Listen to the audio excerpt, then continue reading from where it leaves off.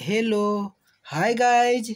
आज हम 6 क्लास के सोशल साइंस के सब्जेक्ट हिस्ट्री के चैप्टर नंबर 11 अर्थात लास्ट चैप्टर को लेकर आए हैं, जिसमें इमारतें, चित्र और किताबें से रिलेटेड क्वेश्चन देखने को मिलेगा। अगर वीडियो में पहली बार हैं तो लाइक, शेयर और सब्सक्राइब कर दें। बाकी 1 नंबर क्वेश्चन में कह रहा है, धातुओं का ज्ञान विकसित किस काल में हुआ था? ऑप्शन 1 में हड़प्पा के समय, मोहनजोदड़ो के समय, मेहरगढ़ के समय, इनमें से कोई नहीं। तो 1 के आंसर ऑप्शन नंबर 1 हड़प्पा के समय। तांबा और टीना के मिश्रण को क्या कहते हैं? 1 में पीतल, 2 में कांसा, 3 में एल्युमिनियम और 4 में लोहा। तो तांबा और टीना के मिश्रण को हम कांसा कहते हैं, ऑप्शन नंबर 2। 3 नंबर क्वेश्चन, लौह स्तंभ दिल्ली के किस शहर में है? 1 में चांदनी चौक, 2 में कुतुब मीनार, 3 में जोधपुर और 4 में इनमें से कोई नहीं। लौह स्तंभ दिल्ली के कुतुब मीनार में है।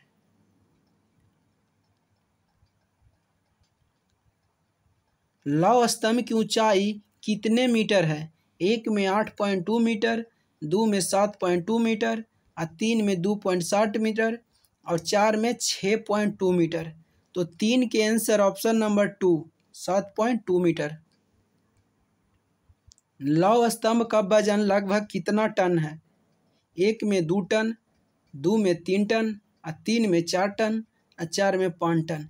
तो लौह स्तंभ का वजन लगभग में 3 टन से अधिक है। कांस्य युग का संबंध किससे है? कांस्य युग का संबंध किससे है? 1 में हड़प्पा काल से, 2 में मोहनजोदड़ो से और 3 में लोथड़ से और 4 में मेहरगढ़ से। तो हड़प्पा काल का संबंध, कांस्य युग का संबंध हड़प्पा काल से है, ऑप्शन नंबर 1। कांस्य युग का संबंध हड़प्पा काल से है। 6 नंबर क्वेश्चन, बौद्ध धर्म के सबसे प्रसिद्ध इमारत कौन है? 1 में मंदिर, 2 में मस्जिद, 3 में चर्च और 4 में स्तूप। तो बौद्ध धर्म के सबसे प्रसिद्ध इमारत स्तूप है। दक्षिण भारत के मंदिरों को क्या कहा जाता है? 1 में नगर शैली, 2 में बेसर शैली, 3 में इनमें दोनों और 4 में इनमें से कोई नहीं। तो 7 के आंसर ऑप्शन नंबर 1 नगर शैली, दक्षिण भारत के मंदिरों को। उत्तर भारत के मंदिरों को क्या कहा जाता है? उत्तर भारत के मंदिरों को क्या कहा जाता है? 1 में नगर शैली, 2 में बेसर शैली, 3 में इनमें दोनों और 4 में इनमें से कोई नहीं। तो 8 के आंसर ऑप्शन नंबर 2 बेसर शैली कहा जाता है। अजंता की गुफा में किसका स्वरूप देखा गया है?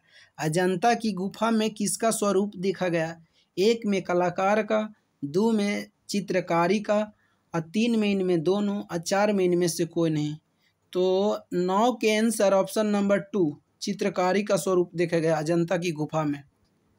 अजंता की गुफा वर्तमान में कहाँ है? 1 में औरंगाबाद महाराष्ट्र, 2 में मुंबई महाराष्ट्र, 3 में औरंगाबाद बिहार और 4 में मथुरा उत्तर प्रदेश। तो अजंता की गुफा औरंगाबाद महाराष्ट्र में है वर्तमान में। शिल्पाधिकारम प्रसिद्ध कैसा महाकाव्य है? शिल्पाधिकारम कैसा प्रसिद्ध महाकाव्य है? 1 में रामायण महाकाव्य, 2 में महाभारत महाकाव्य और 3 में तमिल महाकाव्य और 4 में इनमें से कोई नहीं। तो 11 के आंसर ऑप्शन नंबर 3 तमिल महाकाव्य है शिल्पाधिकारम। 12 नंबर क्वेश्चन, शिल्पाधिकारम में एक व्यापारी की कहानी है, इनमें से कौन है? 1 कालिदास, 2 केवलन और 3 मैनी मिथाइल और 4 इनमें से कोई नहीं। तो शिल्पाधिकारम में एक व्यापारी की कहानी है, इनमें से कौन है? तो इसका answer option number 2 कोवलन। 13 number question, Meghdoot के रचयिता कौन थे? मेघदूत के रचयिता कौन थे? 13 नंबर क्वेश्चन। 1 में तुलसीदास, 2 में कालिदास और 3 में बाणभट्ट और 4 में हर्षवर्धन। 13 के आंसर कालिदास।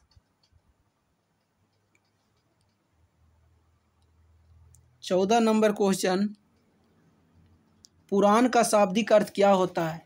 1 में कर्तव्य, 2 में प्राचीन, 3 में इनमें दोनों और 4 में इनमें से कोई नहीं। पुराण का शाब्दिक अर्थ प्राचीन होता है, ऑप्शन 2। शून्य जीरो का खोज किसने किया था? 1 में यूक्लिड ने, 2 में आर्किमिडीज ने और 3 में आर्यभट्ट ने और 4 में इनमें से कोई नहीं। तो जीरो का खोज आर्यभट्ट ने किया था।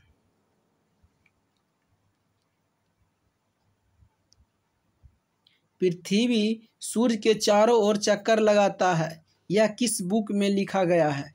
1 में तमिल महाकाव्य, 2 में महाभारत में, 3 में आर्यभट्टिया में और 4 में इनमें से कोई नहीं। तो इसका right answer option number 3 Aryabhatiya में लिखा गया है। 17 नंबर क्वेश्चन, पहाड़ों को काटकर गुफा का निर्माण किया गया है। पहाड़ों को काटकर गुफा का निर्माण किया गया है। 18 नंबर क्वेश्चन, गुफा में आंतरिक भाग में देवी देवताओं की मूर्ति की स्थापना की गई है, जिसे हम गर्भगृह कहते हैं, जिसे हम गर्भगृह कहते हैं। कस्य युग के बाद लौह युग आया था। कस्य युग के बाद लौह युग आया था। 20 नंबर क्वेश्चन, स्तूप के आंतरिक भाग में बुद्ध भगवान और उनके अनुयायी से जुड़ी हुई दांत हड्डी केश को संग्रह किया जाता है, जिसे हम धातु मंजूषा कहते हैं।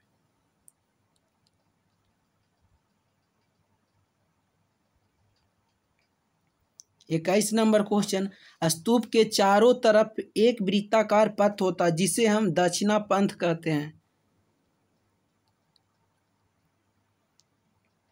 दक्षिणा पंथ को रेलिंग से घेराई कर दी जाती है, जिसे हम वेदिका कहते हैं। दक्षिणा पंथ को रेलाई से घेराई कर दी जाती है, जिसे हम वेदिका कहते हैं। वेदिका में एक ही प्रवेश द्वार होता है, जिसे हम तोरण कहते हैं।